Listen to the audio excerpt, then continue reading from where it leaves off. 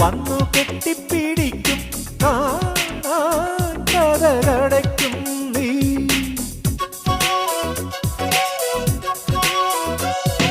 ചെറുത കൃതികളിൽ പൂമഴ പൊഴിക്കും പൂന്തേന്നുകർന്നോടി